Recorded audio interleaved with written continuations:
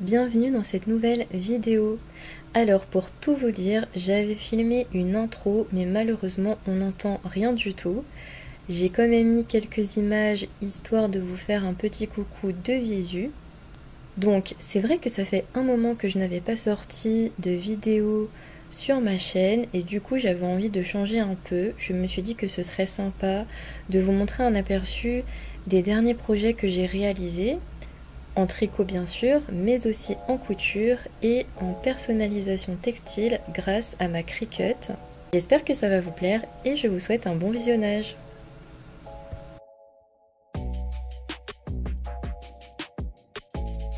On commence avec le tricot.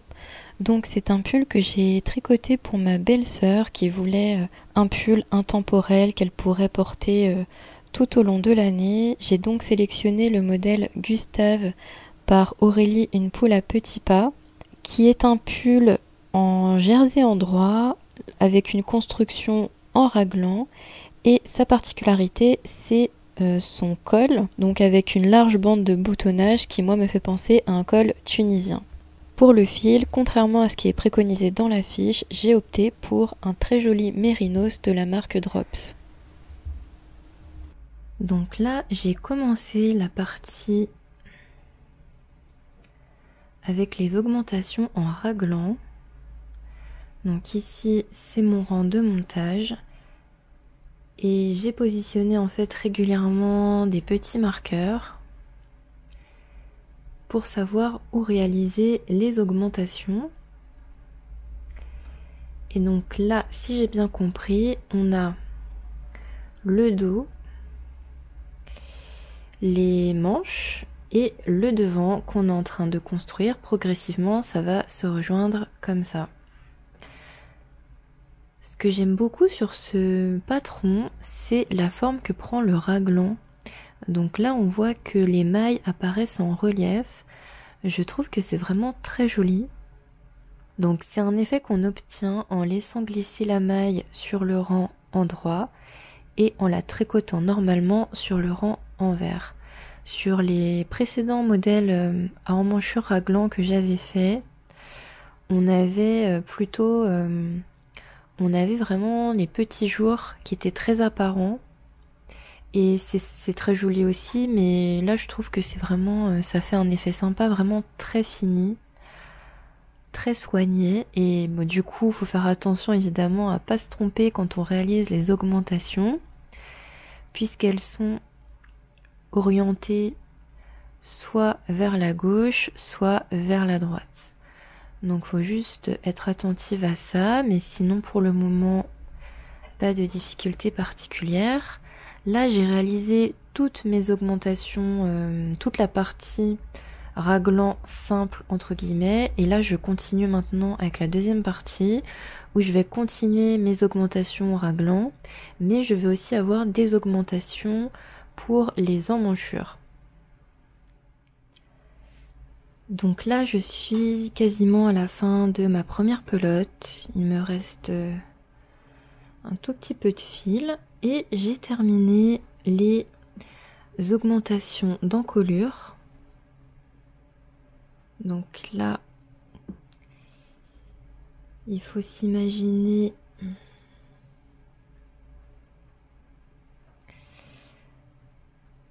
qu'on a ici donc le dos, les épaules et les deux encolures, enfin les deux devants, avec ici mes augmentations d'encolure qui vont se rejoindre. Donc ça commence à prendre forme. Ici, à un moment donné, pour réaliser les augmentations d'encolure, il a fallu monter des mailles en début de rang. Et donc ça donne ce résultat qui est pas très régulier. Une fois qu'on fera la bordure, ça ne se verra pas, mais c'est vrai que j'aimerais bien trouver un moyen de faire de monter des mailles qui soient un petit peu plus jolies. Si vous avez une technique à me recommander, je suis preneuse, n'hésitez pas à me la laisser en commentaire. Autrement, au niveau de cette laine Mérinos extra fine, je suis vraiment très contente du rendu. Il est très très net et la maille a une vraiment On voit que les mailles sont bien définies et la laine a une très belle tenue, même si sur ce type de laine qui est très lisse, très pleine, on a tendance à un petit peu voir plus facilement les défauts. Et c'est pour ça qu'à plusieurs reprises, je me suis forcée à détricoter et retricoter pour obtenir le résultat le plus régulier possible, parce que autant quand on a un tricot très régulier comme ici, c'est super joli, autant quand on a une petite erreur, ça va se voir, ça va vraiment faire tâche entre guillemets. Alors même si on peut jamais être parfaite quand on réalise un ouvrage à la main, pour l'instant j'ai un petit peu moins, je crois que j'ai à peu près 200 mailles, donc c'est encore jouable de détricoter quand on se rend compte qu'on a fait une erreur. Donc maintenant que j'ai terminé les augmentations d'encolure, je vais continuer les augmentations du raglan. Alors je suis de retour avec Gustave. Donc Gustave, décidément, c'est un tricot qui avance un petit peu à bas bruit, j'ai envie de dire. Puisque je tricote vraiment dès que j'ai un moment, j'essaie vraiment de m'y mettre tous les jours un petit peu. Et là je suis à un moment donc où j'ai vraiment beaucoup de mailles sur les aiguilles et du coup tricoter un simple rang prend pas mal de temps. Mais je me rends compte que en réalité on a pas mal avancé, puisque là donc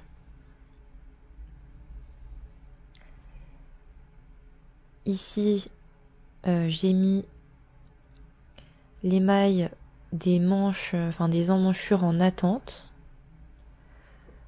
sur un petit fil gris, et je tricote tout le corps en aller-retour. Donc il est tricoté en aller-retour pour permettre la formation de cette encolure qui est caractéristique du modèle. Et ici on aura des petits boutons pour l'attacher. Mais ça va faire super joli, et ça me fait penser d'ailleurs qu'il faut que j'achète des boutons. Donc, quoi qu'il en soit, là je suis arrivée à la fin de cette encolure et je vais repasser en circulaire pour tricoter la fin du corps. Donc je vais maintenant procéder à la réunion des deux parties pour passer en circulaire et je vous montre ensuite.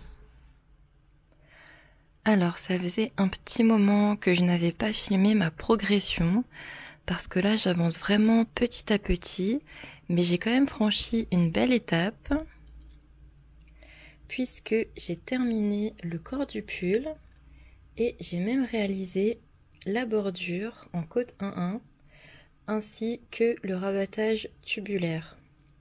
Alors je crois que la bordure, étant donné qu'on est en côte 1-1 et qu'on passe aux aiguilles numéro 3,5, je crois que ça m'a pris quasiment autant de temps que pour réaliser toute cette partie-là depuis, peut-être pas depuis les emmanchures, mais depuis en tout cas la fin de l'encolure.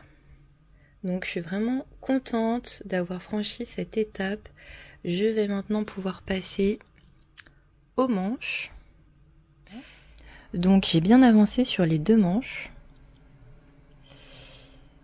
Ici on peut voir la première manche que j'ai terminée.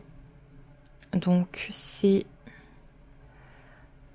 On est toujours sur du jersey en droit, avec des diminutions réalisées tous les 4 rangs. Mais si on peut les apercevoir, ça, c'est pas forcément très net, mais je pense qu'une fois bloqué, on n'y verra que du feu. Et ensuite, on a une partie en côte 1-1 qui est assez longue, puisqu'on a à peu près 10 cm. Donc là aussi, il y a des petites irrégularités, mais je pense que ça ira mieux une fois bloqué. En tout cas, c'est vrai que cette partie de côte 1-1,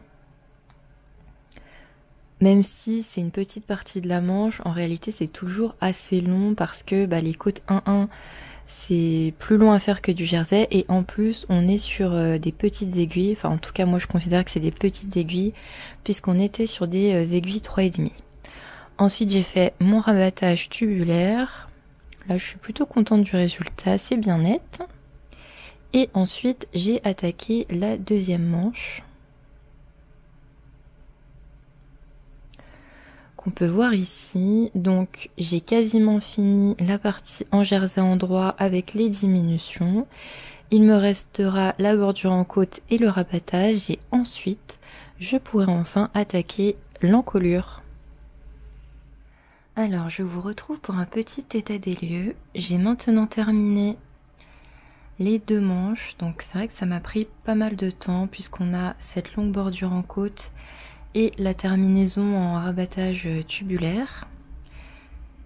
Mais ça c'est enfin terminé et là j'approche vraiment des finitions puisque j'ai aussi réalisé la bordure d'encolure que l'on voit ici, donc toujours aux aiguilles 3,5.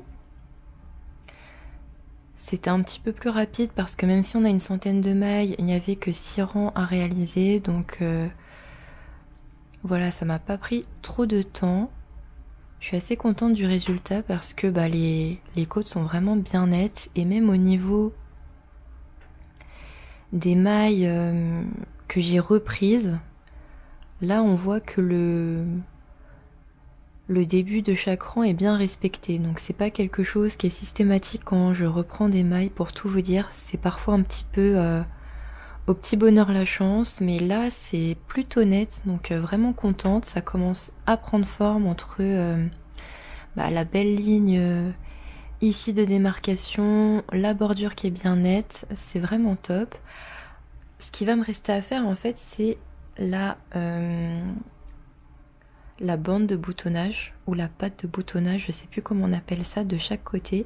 Et d'ailleurs au départ je m'étais trompée parce que quand j'ai entamé l'encolure, ça faisait un moment que que je m'étais pas plongée dans le patron. Donc en fait, quand j'ai lu encolure, je pensais que c'était vraiment tout ça. J'ai commencé à reprendre des mailles par ici et évidemment, je me suis rendu compte qu'il y en avait pas assez. Et donc l'encolure, c'est cette partie-là et ici, c'est vraiment la bande de boutonnage.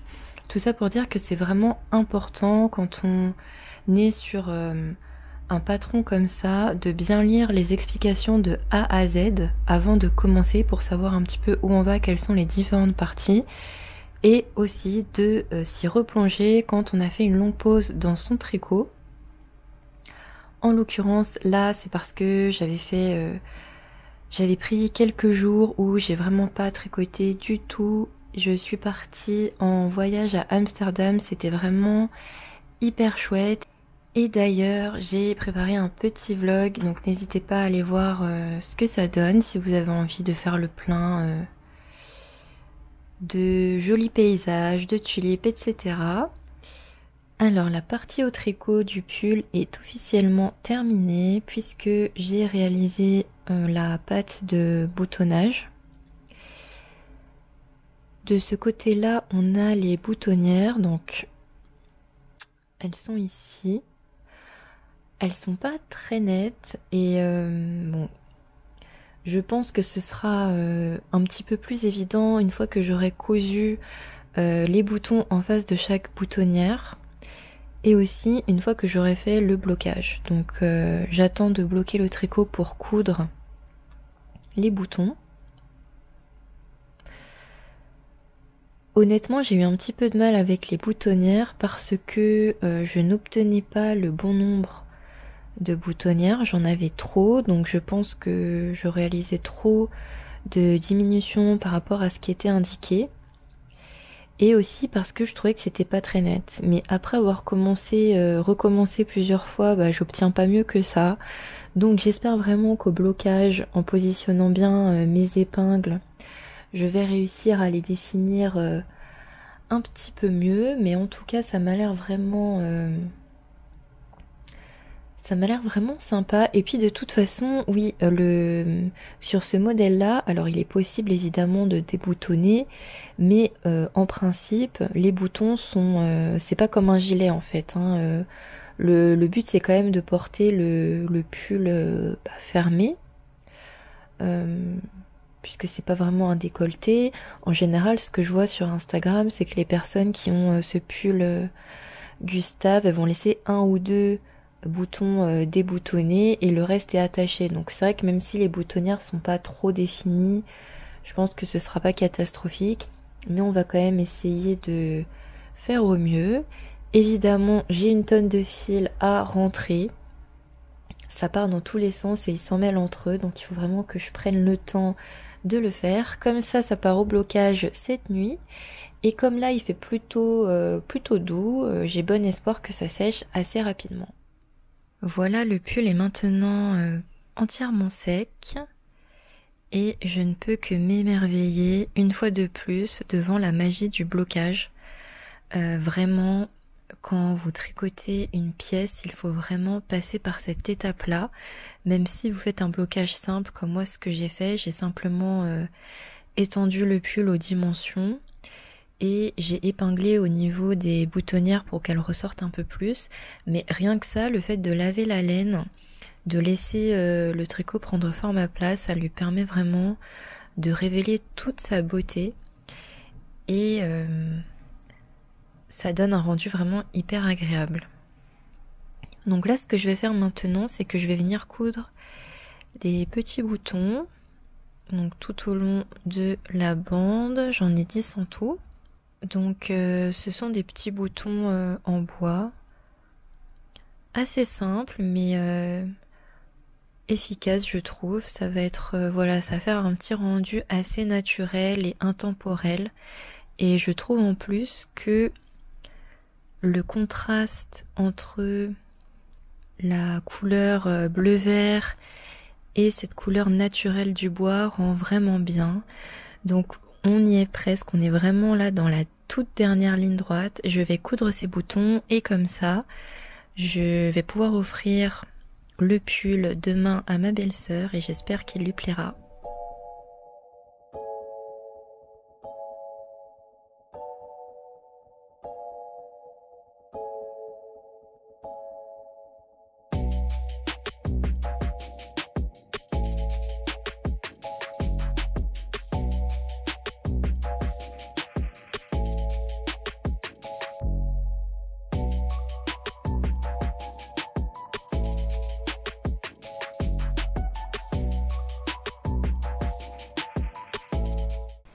Je poursuis avec mon dernier projet couture, une housse pour la penderie Jaune Axel d'IKEA. Jaune Axel, c'est une gamme de rangements sur mesure qu'on peut composer facilement sur le site d'IKEA. Moi, j'avais besoin d'un rangement avec à la fois des cintres et des tiroirs pour ranger toutes mes affaires de danse. C'est ce que j'ai fait et ça me convient très bien. Le seul hic, c'est que la penderie n'a pas de housse et n'est pas fermée. Donc on voit tout au quotidien, c'est pas forcément esthétique et ça laisse aussi rentrer la poussière. En sachant que j'ai cherché une housse pour cette penderie, mais qu'IKEA ne la commercialise plus, en tout cas plus en France. Je suis loin d'être experte en couture, mais je me suis dit que ce serait un bon petit challenge à relever et je me suis motivée pour coudre moi-même une housse qui conviendrait parfaitement à ma combinaison Jaune Axel. Alors j'ai fait des petits croquis pour savoir déjà la quantité de tissu à commander et ensuite les pièces à découper. Donc là j'ai fait un croquis sommaire, non pas de la penderie mais de la housse, puisque le but c'est de coudre ensemble 4 parties et de laisser pour l'instant le devant libre, même si je pense que je vais essayer de créer quelque chose comme un rideau qu'on pourrait enrouler et déplier. Donc ce que j'ai fait, c'est que j'ai reporté les mesures de la penderie, largeur, profondeur, hauteur. Et pour savoir la quantité de tissu à commander, donc j'ai ajouté 1 cm de marge de chaque côté pour assembler les panneaux entre eux. Et j'ai ajouté 3 cm pour l'ourlet, puisqu'ici en fait ça va être ouvert, donc j'ai envie d'avoir quand même une jolie finition. Et aussi 3 cm pour le bas. Sachant que pour le bas c'est c'était moins important, puisque j'ai fait exprès de choisir un tissu à très grande largeur. Donc là on est sur 280 cm de large si je me souviens bien. Donc bref, j'ai ajouté ça, j'ai fait mes petits calculs pour savoir la quantité de tissu à commander. Et là, donc, évidemment, on n'est pas du tout à l'échelle, hein, mais c'est histoire d'avoir une trame. Donc j'ai dessiné les pièces que je vais devoir découper. Donc là, ce sont les côtés x2. C'est donc la mesure du meuble avec la marge de couture ou la marge d'ourlet comprise. Là, c'est le dessus et là, nous avons le dos. Donc, j'espère que mes petits calculs sont bons, puisque dans un de mes tout premiers projets couture, j'avais tout simplement oublié les marges, donc ça c'est très important. Là, je les ai bien mises, donc bon, j'ai peut-être oublié autre chose, mais bon, en tout cas, on va partir là-dessus. Voilà le tissu que j'ai choisi. Donc c'est un très beau mélange. Je crois que c'est du coton et du lin qui vient de chez Mondial Tissu. Je l'ai commandé en ligne et je suis vraiment pas déçue du résultat. La couleur est très proche de ce qu'on peut voir sur les photos du site. C'est un beige écru avec un petit grain qui transparaît, donc très sympa. Et la matière m'a l'air idéale pour une housse. Elle est suffisamment... elle se tient bien tout en étant relativement fine, et donc ça devrait pas être trop difficile à coudre. Par contre, il y a énormément de tissu. Donc pour les découpes, je pense que ça va être un peu sport, mais bon. Je vais soit partir, je vais tout mettre sur mon lit, ou je vais essayer de déplier une table console que j'ai.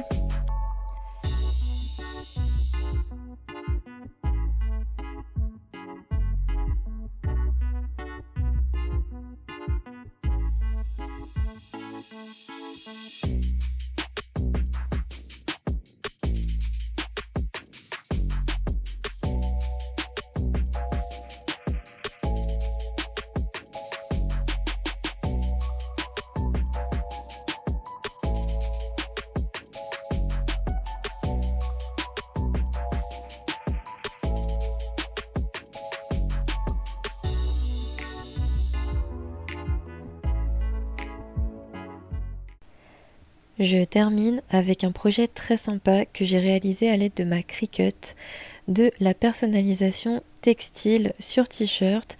Donc c'est quelque chose que je veux faire depuis super longtemps. J'ai acheté des t-shirts basiques chez Kiabi et j'ai créé un motif, enfin plus précisément un message sur Canva que j'ai ensuite importé dans le logiciel Design Space de Cricut.